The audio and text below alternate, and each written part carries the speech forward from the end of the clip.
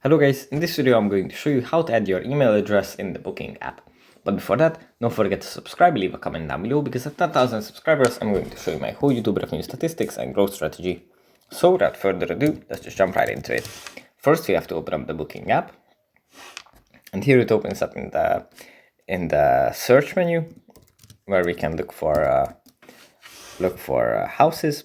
From here we have to tap on the profile menu, then on manage your account, then on personal details, and here if we scroll down under the contact details section we find email address.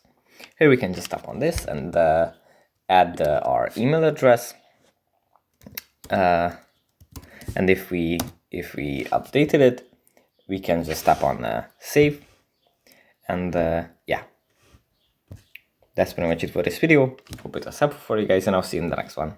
Bye.